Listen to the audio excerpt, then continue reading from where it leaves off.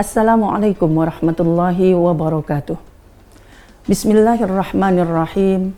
Alhamdulillahilladzi ja'ala syahra ramadhana syahran mubaraka. Asyhadu an la ilaha illallah wahdahu la syarikalah wa asyhadu anna Muhammadan abduhu wa rasuluh la nabiyya ba'dah. Allahumma salli wa sallim wa barik ala sayyidina Muhammadin wa ala alihi wa sahbihi wa man tabi'ahu wa nasarahu wa wala la haula wa la quwata illa billah, amma ba'du. Sahabat religi yang dirahmati Allah Subhanahu wa ta'ala, bersyukur kita kepada Allah Subhanahu wa ta'ala di hari ini, di bulan Ramadan ini kita dipertemukan, kita diberikan nikmat sehat afiat sehingga kita bisa beribadah di bulan Ramadan 1446 Hijriah. Salawat serta salam kita sampaikan kepada Rasulullah Sallallahu Alaihi Wasallam.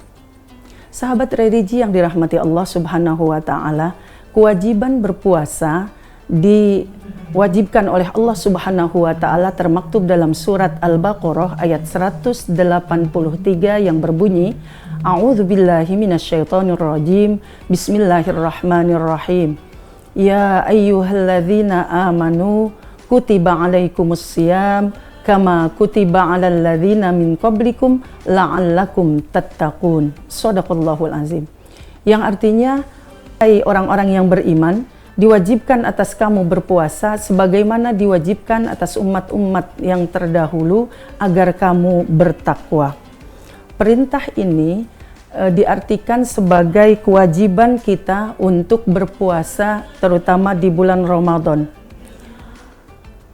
Kata-kata ya ayyuhalladzina amanu yang artinya wahai orang-orang yang beriman, Ibnu Katsir menafsirkannya bahwa firman Allah ini ditujukan kepada orang-orang yang beriman dari umat manusia, dan ini merupakan perintah pertama untuk melaksanakan ibadah puasa. Oleh karena itu, iman dan puasa ini ada kaitan erat.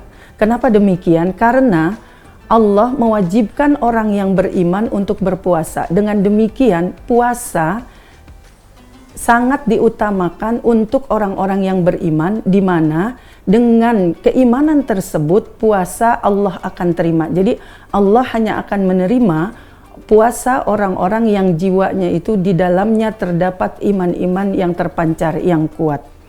Kemudian sabda Nabi Muhammad Sallallahu Alaihi Wasallam yang mendukung bahwa keimanan di dalam puasa ini akan mendapat ampunan dari Allah Subhanahu Wa Taala. Rasulullah Sallallahu Alaihi Wasallam bersabda, "Man shoma Ramadhana imanan wa ihtisaban, ghufira lahu ma taqaddama min dzambik." Rasulullah Sallallahu Alaihi Wasallam bersabda, barang siapa yang berpuasa dengan penuh keimanan dan sesuai dengan tuntunan syariat, maka Allah akan mengampuni dosa-dosanya yang telah lalu.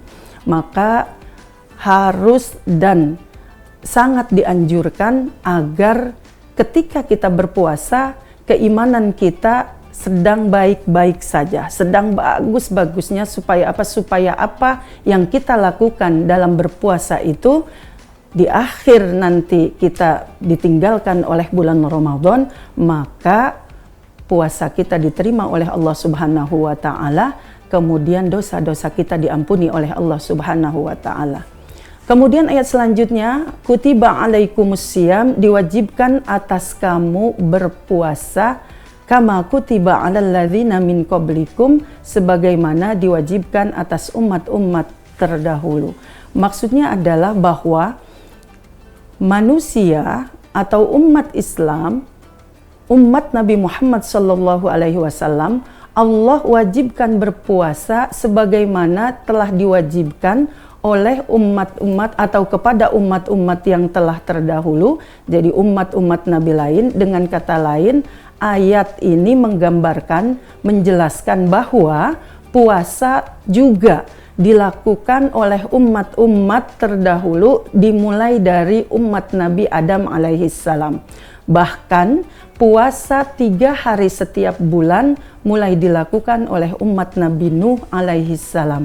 Karena itu puasa sebelum diwajibkan pada saat Ramadan, Allah mewajibkan umat-umat terdahulu, termasuk di dalamnya umat Nabi Muhammad SAW, dia sudah berpuasa selama 3 hari setiap bulan.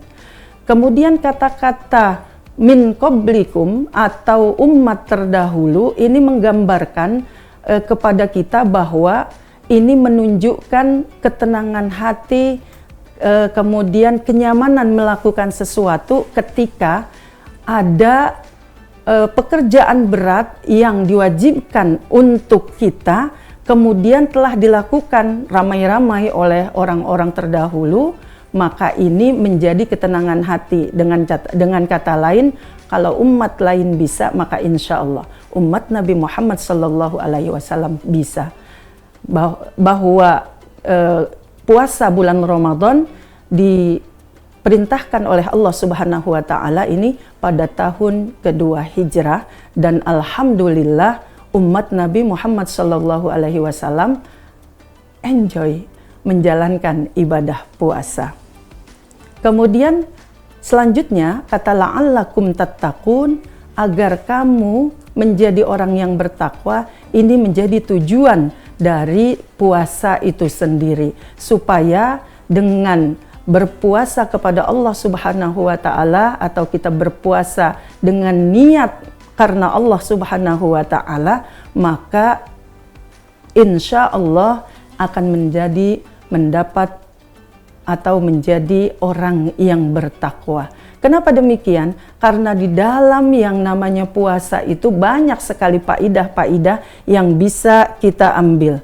Dalam faidah-faidah puasa seperti yang dimaktubkan oleh Dr. Wahbah Az-Zuhaili dalam kitabnya Al-Fiqhul Al-Islam wa Adillatuh, itu dikatakan bahwa as-saumu yu'allimul amanah. Saum itu atau puasa itu faidahnya adalah mengajarkan kita tentang amanah. Kenapa demikian? Karena yang namanya puasa itu adalah menjalankan amanah Allah. Kalau amanah Allah kita jalankan, amanah Allah kita lakukan, maka insya Allah amanah-amanah lain akan bisa kita kerjakan dengan ringan, dengan baik. Kemudian dikatakan juga as-saumu yu'allimun nazama wal indibat. Puasa itu mengajarkan keteraturan dan disiplin. Puasa mengajarkan keteraturan dan disiplin. Kita tahu bahwa dalam berpuasa kita itu selalu melakukan keteraturan sampai 1 bulan penuh, di mana dari awal kita bangun sebelum subuh untuk melaksanakan sahur, ibadah sahur, kemudian kita tahan haus, lapar, bahkan nafsu yang lain seperti jima di siang hari sampai waktu berbuka, yakni waktu maghrib tiba. Dan ini kalau kita lakukan selama 1 bulan penuh, keteraturan ini, kedisiplinan ini akan membawa kebiasaan badan kita, akan membawa kebiasaan kita untuk melakukan keteraturan dan kedisiplinan.